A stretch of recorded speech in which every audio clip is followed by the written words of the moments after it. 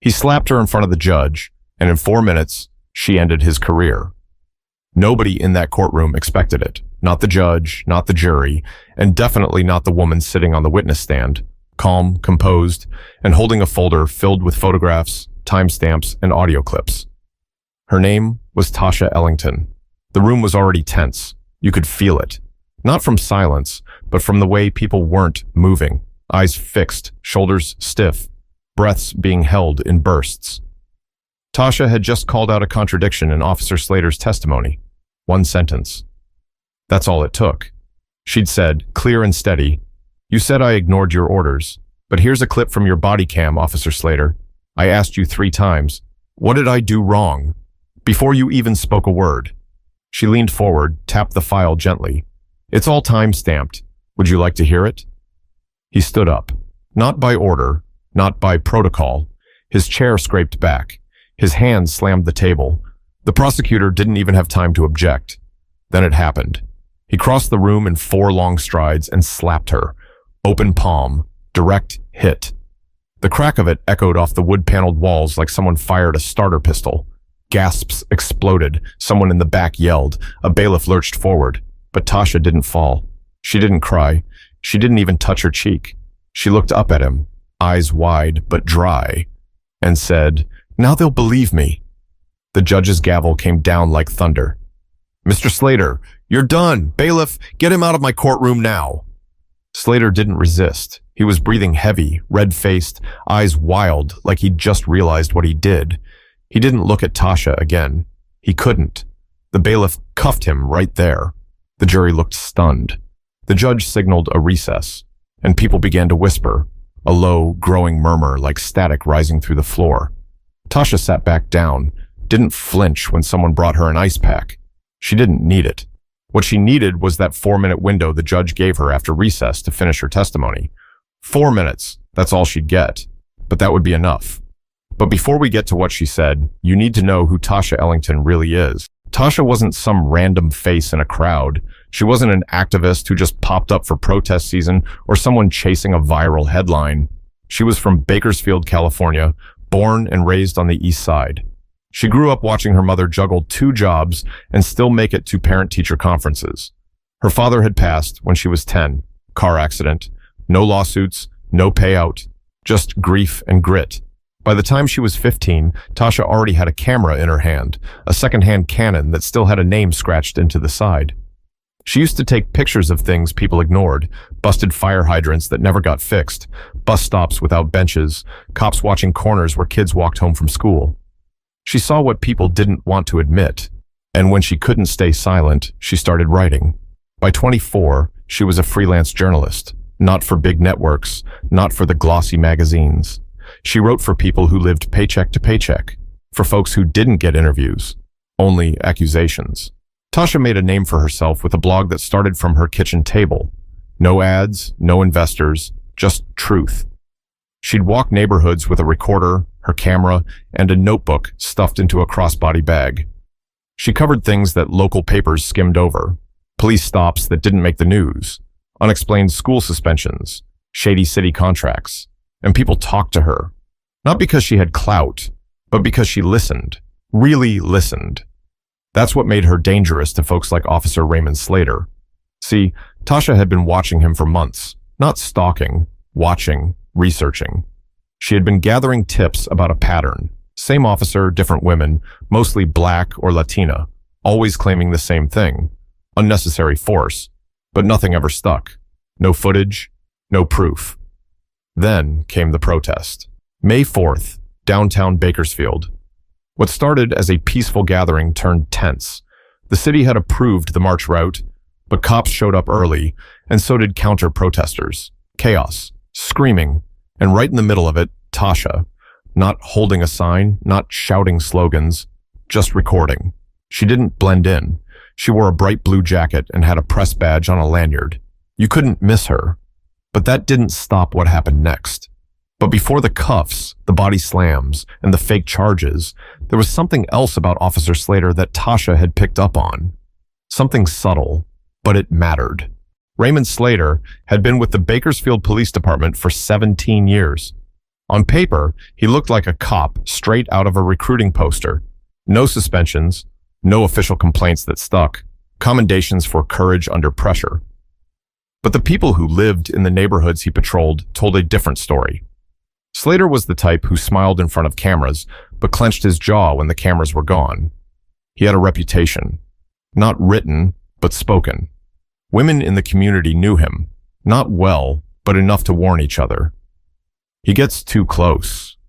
He always talks like he's daring you to say something back. Doesn't matter what you did. He decides who's guilty. No one wanted to be alone with him. The department called him a firm presence. Folks on the street had another word for it, predator. But Slater was careful. He knew the limits. He didn't punch. He'd shove. He didn't curse, but he'd let his tone do the work. His tactics were quiet, controlled, enough to scare, but not enough to stick, until Tasha.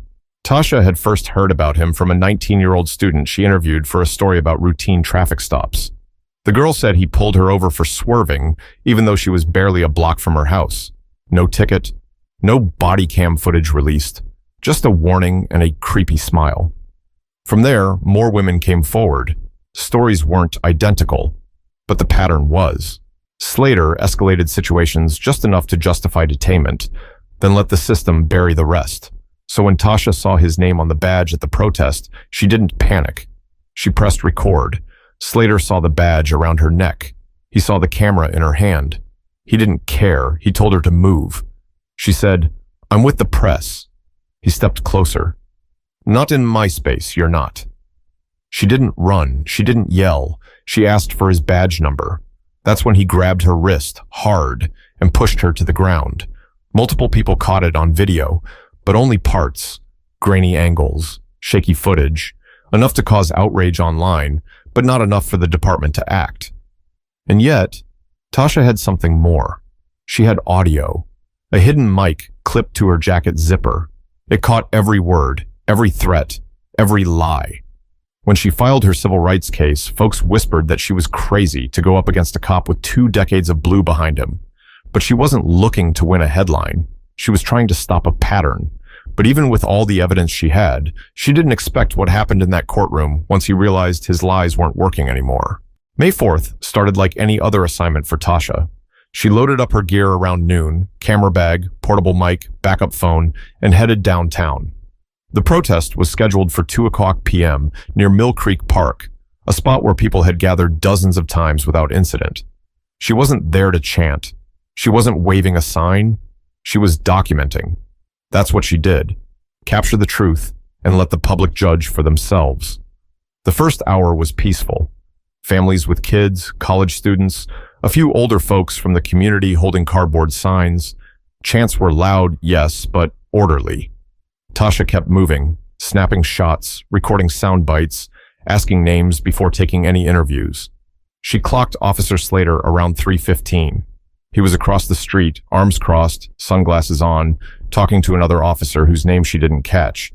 They weren't doing much, just watching. But the second the crowd shifted, when someone knocked over a trash can and a few chants turned into arguments, Slater made his move. Tasha had her press badge around her neck and her mic hot. She stood near the curb, away from the push of the crowd. When officers started yelling for people to move, she held up her hands and said loud enough to be heard, "I'm with the press. I'm standing clear." Slater didn't care. He walked right up to her. "You're blocking our path." Tasha turned her camera to face him. "I'm behind the line." Slater didn't blink. "You're interfering with police operations." Tasha kept recording.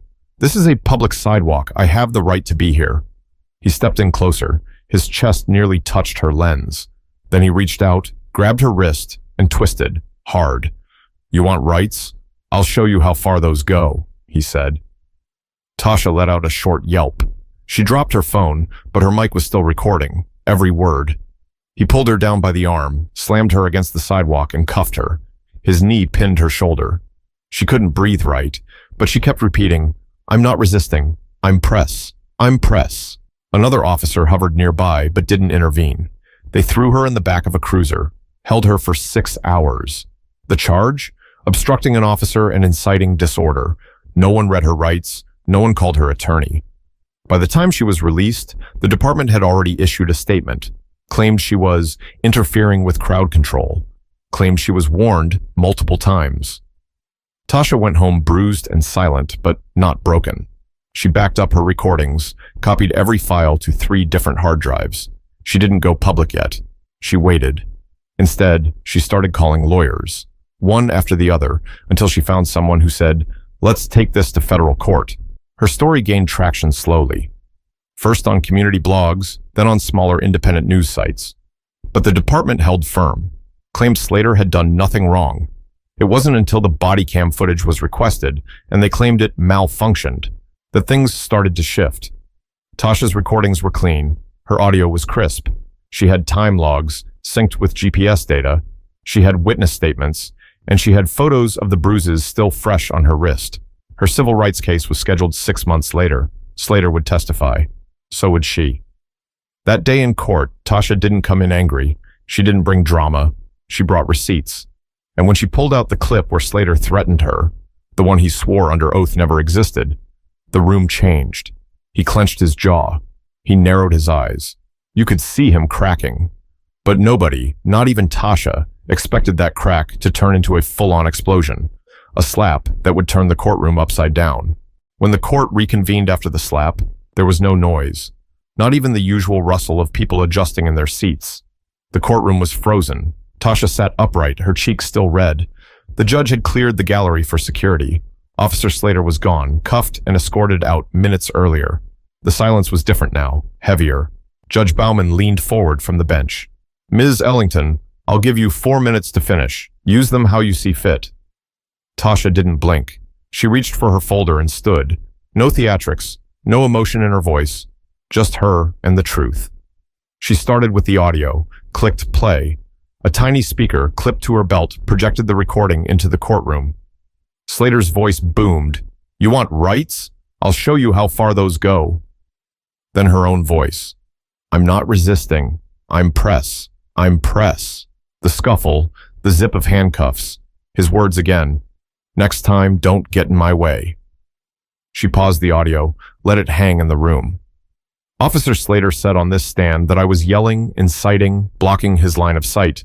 But you all just heard what actually happened. He lied under oath, and it wasn't the first time. She opened her folder again and held up a photo, a young woman with a split lip and swollen eye. "This is Camila Ortiz, pulled over last October by Slater. No ticket, no report, just a warning. She came to me after reading my article about his patrol record." Next, she showed a printed text exchange. "This is from a woman named Rochelle. Claimed Slater parked outside her apartment twice a week for 3 months. Never got out of the car, just stared." She flipped to another page. "He's been doing this for years. The difference now is that someone recorded it." Tasha stepped forward slightly, locking eyes with the jurors. "You don't have to believe me because I'm a journalist. Believe what you heard, what you saw. His reaction today, that wasn't fear. That was a man who thought he was finally losing control." She lowered her voice. "He didn't slap me because I lied. He slapped me because I told the truth. And the truth threatens people like him." The judge raised a hand. 30 seconds. Tasha nodded once, then said clearly, "This isn't just about me. It's about every woman who didn't have a microphone. Every girl who didn't have evidence. You don't need a badge to speak the truth. You just need to not be afraid of what happens when you do." She closed the folder, looked down at her hands, then back up. "I'm done." The judge didn't say a word at first. The room was still stone quiet. Then one juror, a middle-aged black woman in a navy blouse, slowly nodded, eyes glassy. That's when Tasha finally exhaled. It wasn't applause. It wasn't cheers. It was something deeper, something earned. But what came next was bigger than anything that happened inside that courtroom.